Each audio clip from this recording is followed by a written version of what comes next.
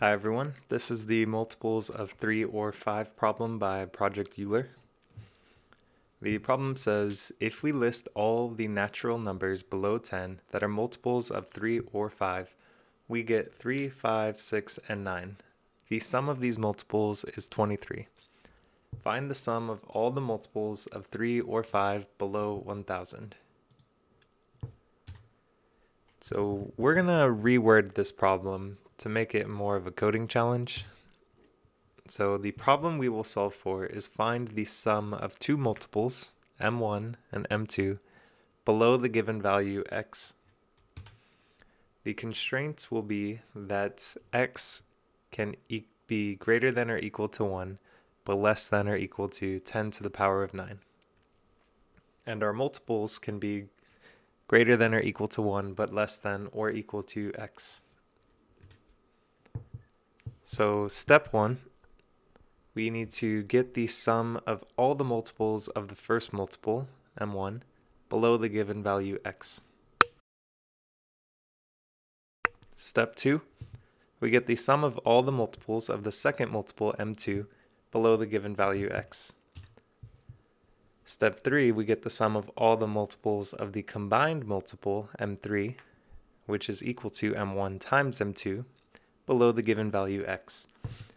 Now we're going to do a walkthrough of an example together, and that will explain why we're calculating this combined m3 multiple.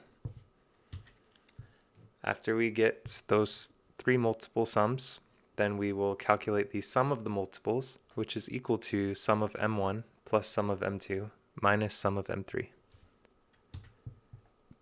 So let's do a walkthrough. Given m1 equals 3 and m2 equals 4 and x equals 25, let's do our first step, which is to get the sum of all the multiples of m1. So we have 3, which is our m1 sum equals 3. Then 6, so our m1 sum equals 9. Then we have 9, 12, 15, 18, 21, and 24. So these are all of our multiples of m1 below 25. And this is the sum of those multiples. So let's do the same thing for our m2. We get our multiples, we add them together, we get 84. So you may have noticed that these two multiples share some values. So the multiples of 3, we have 12 and 24. And for multiples of 4, we also have 12 and 24. But we do not want to count these twice. We only want them to be counted once. And that is why we calculate our m3, which is equal to our m1 times our m2. So m1 times m2, that's going to be 3 times 4, which is equal to 12. So our third multiple equals 12. And then our next multiple of 12 below 25 is 24. So as you can see, we just got the duplicate values, and now we can calculate our sum. So our sum is our first multiple plus the sum of our first multiple plus the sum of our second multiple minus the sum of our third multiple. And remember, we're subtracting this because we have duplicates. So we have to make sure we're not counting it twice, we're only counting it once. And that gives us 156. Go ahead and pause the video, try to solve it on your own, and then we will solve it together.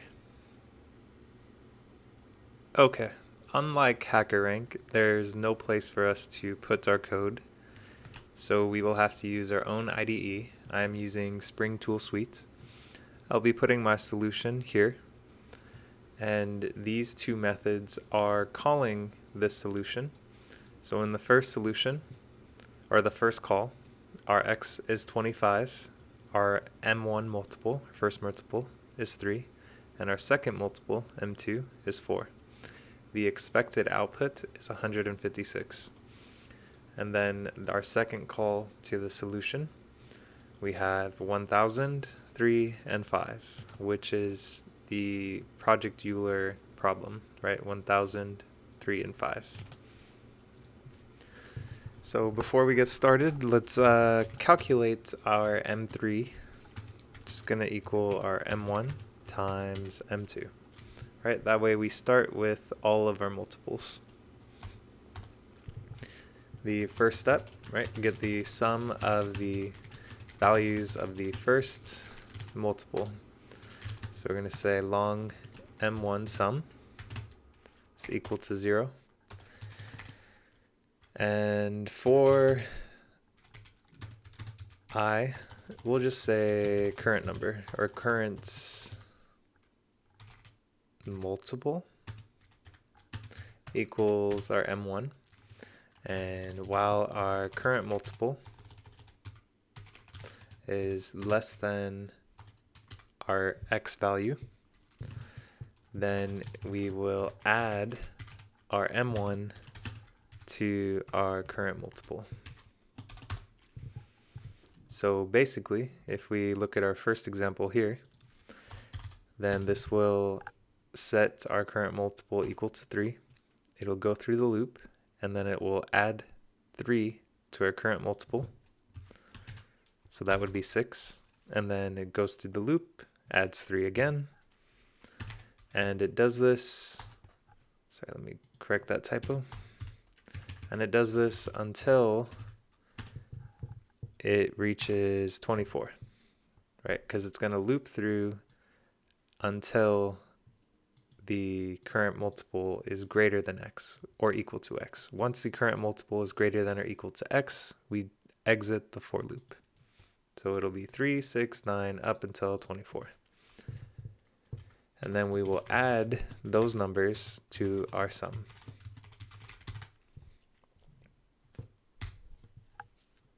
Now we need to do the same thing for our M2 and our M3. So let's go ahead and just copy and paste that code. And we'll change all of the M1s to M2.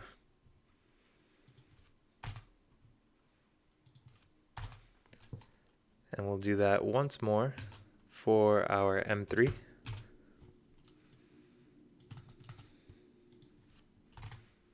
Change all of the M2s to M3.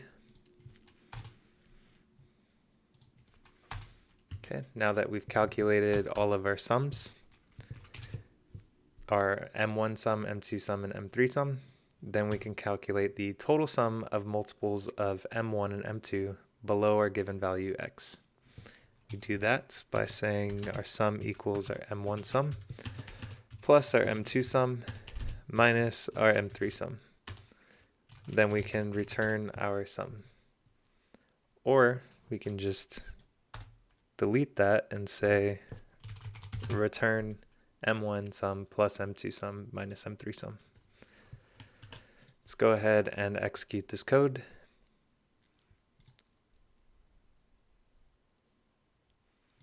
And we see we got our expected output of 156 and our expected output of 233,168. Go ahead and pause the video and solve for the time complexity and space complexity of this method. So the time complexity is asking, is there a relationship between our input and how long it takes to run this method? The time complexity of this problem is going to be a little tricky. So we have 3 for loops, and these for loops, the number of times it runs is dependent on our input. So if we look at our first for loop using this first example where x is 25, m1 is 3, and m2 is 4, how many times does this run? So let's actually type out all the numbers, right? So we have 3, 6, 9, 12, 15, 18, 21, and 24. This is a total of 3, 6, 7, 8 times. So this equals 8 times, right? But how do we describe the relationship between this and how many times this runs? Right, because it's not always 8 times. It's going to increase as these numbers increase. So the number of times this runs is going to be O of x divided by m1. To be more specific, we would say x minus 1 divided by m1, right? Because we're not doing all of the multiples to x, we're doing all of the multiples below x. So it's x of 1, or sorry, x minus 1 divided by m2, or m1.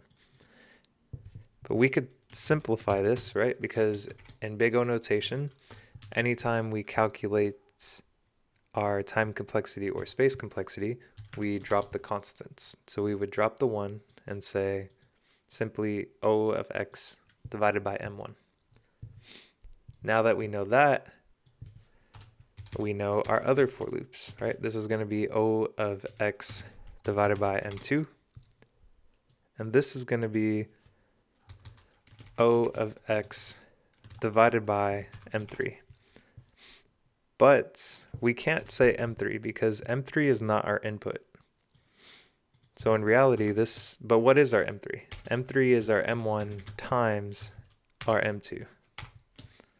So this last for loop is O of x divided by m1 times m2. So let's type that out here at the top. So it's going to be equal to x divided by m1 plus x divided by m2 plus x divided by m1 times m2. We can simplify this one more time by saying O of x divided by m1 plus x divided by m2. And why is it that I could drop the x divided by m1 times m2? The reason I could drop this is because we know that given our constraints, this will always be less than this value or less than this value. So this will never be the greatest value of the three. So we're allowed to drop it because we know it's always going to be smaller. But we keep both of these because sometimes this value will be greater than this value, and sometimes this value will be greater than this value. So we need both of them to describe our time complexity. Cool. So now we can calculate our space complexity. So if we look, we're instantiating an M3, an M1 sum, M2 sum, M3 sum, and then we're returning our total sum. So this is O of 1, O of 1, O of 1. All of these are O of 1, right? The number of variables, the amount of memory that we're using is not dependent on the values of our input. So it's going to be O of 1 constant space.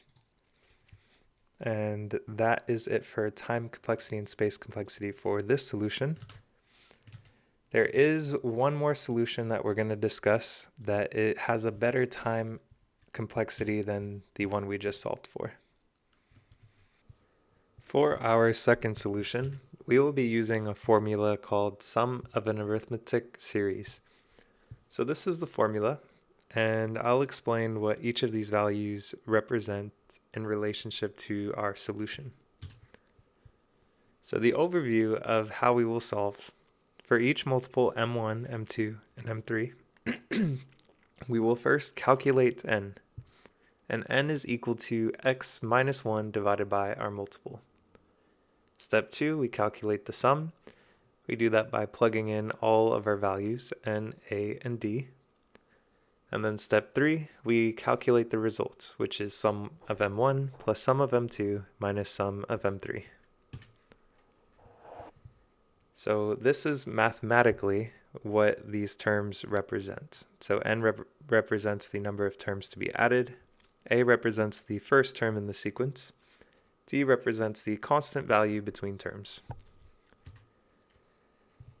So given m1 equals 2, m2 equals 3, and x equals 14, let's figure out what these values would be.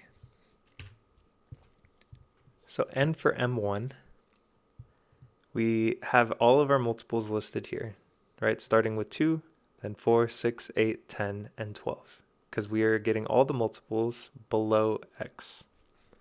So the number of multiples of 2 below 14 is equal to 6, right? There's 1, 2, 3, 4, 5, 6. And rather than getting all of our multiples and then counting each one of them, we can just say x minus 1 divided by m1. So in this case, that would be 14 minus 1 divided by 2.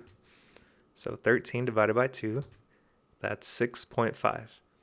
And we can drop the decimal, right? Because we want to know how many times it evenly divides. We don't need fractions.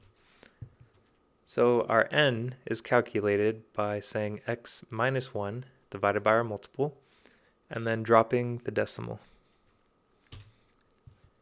Now our a in this formula, right, the sum of arithmetic series, our a represents the first term in the sequence. So let's calculate our a for m1. Once again, this is the list of all of our multiples of m1 below x. And our first multiple in the sequence is 2. And that 2 is our multiple, our m1. So our a in the sum of arithmetic series formula is going to be equal to our multiple. So a equals our multiple. Now the last value to calculate, or the last value that we need for our sum of arithmetic series formula, is d. And d represents the constant value between terms. So once again, these are all of our multiples of 2 below 14. And if you notice, the constant value between each is 2. So 2 plus 2 is 4, plus 2 is 6, plus 2 is 8. So 2 is our constant, which once again is also our multiple. So d is also equal to our multiple. So now we know what n, a, and d are. Now we can go ahead and calculate our sum of arithmetic series formula.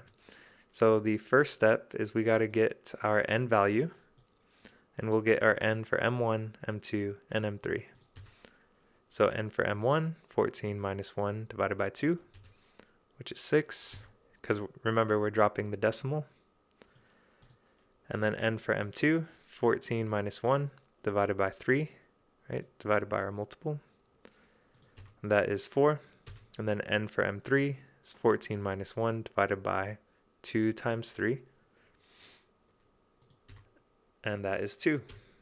Now we calculate the sum by plugging in all the numbers. And remember, we have already calculated for n, and both a and d are equal to our multiples. So this is the sum of m1. All I did was plug in n, so I plugged in 6 for our n in the formula, and then I plugged in 2 for a in our formula, and then I plugged in 2 for d in our formula. So the sum is 42. And then sum for m2, that's going to be 30. And then sum for m3, it's going to be 18. The last step is calculating the result. That is 42 plus 30 minus 18, which gives us 54. Go ahead and pause the video, try to solve this on your own, and then we will solve together. So let's create a second method for our second solution. Call this solution 2. Once again, we need an x value, our first multiple, and our second multiple. And I'm going to change these executions from solution 1 to solution 2. Okay, so the first thing we'll do is calculate our m3, which is going to be equal to our m1 times our m2. And the next thing we'll do is let's get our max value, right? Because we don't want all of the multiples up to x. We don't want all of the multiples up to and including x. We only want all of the multiples below x. So we're going to say our max value is equal to x minus 1. Now, the sum of arithmetic series formula, I'll go ahead and copy and paste that. We know we need to calculate for n, and we need n for all of our multiples. So say n for m1 is equal to our max value divided by m1. And then we need n for m2, which is equal to our max value divided by m2. And then n for m3, equal to our max value divided by m3. And we already know that our a and d is equal to our multiples, so we can go ahead and start calculating our sums for m1, m2, and m3. So rather than type out this formula 3 times, I'm going to put it in its own separate method. And this will help me because it's pretty easy to make a mistake when typing this out. So I prevent myself from making mistakes because now I know this call is going to be in one place rather than 3 separate places. So for our sum of arithmetic series, we need the value n, the value a, and the value d.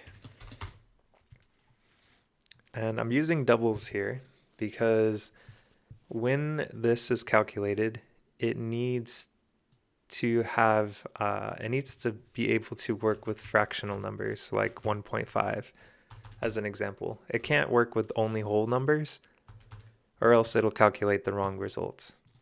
But it's okay to, once this is calculated, we can return it as a whole number rather than as a decimal number. So we're going to return a long, which is a whole number, an integer number.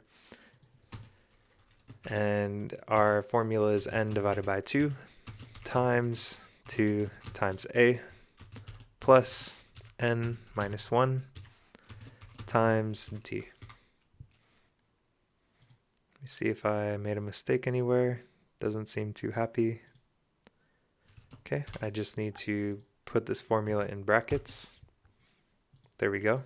So it first calculates it as a decimal, using decimal, and then converts it to whole number.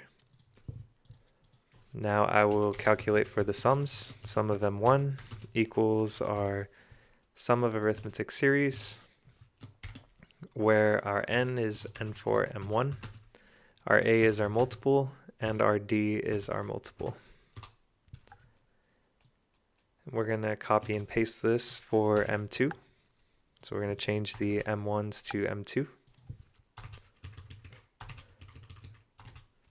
And we'll do that one more time for m3. Change all these to m3.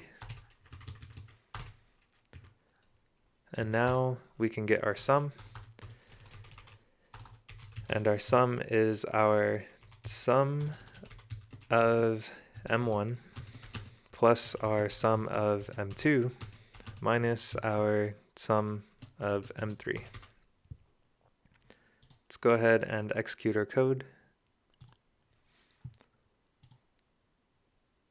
And we get our expected values of 156 and 233,168.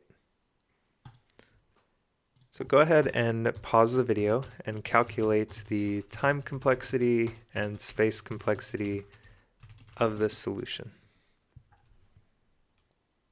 So once again, time complexity, it's asking what's the relationship between our input and how long it takes to run the method. So if we look, this is constant, right? This calculation, m1 times m2, it's always going to run regardless of the size of our input.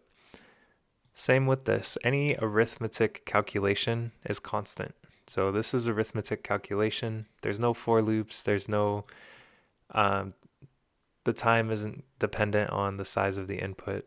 So arithmetic, all of this is arithmetic, and all of this is arithmetic as well.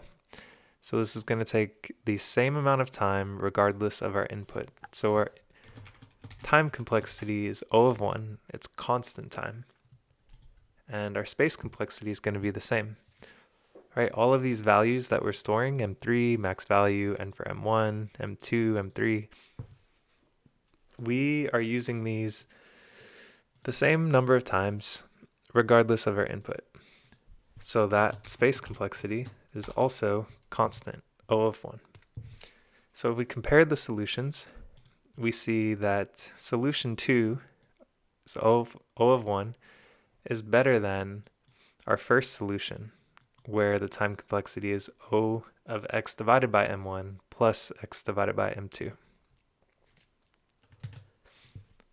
That concludes the solution. Thank you guys for watching. If you have any questions or feedback, please let me know in the comments. Thanks.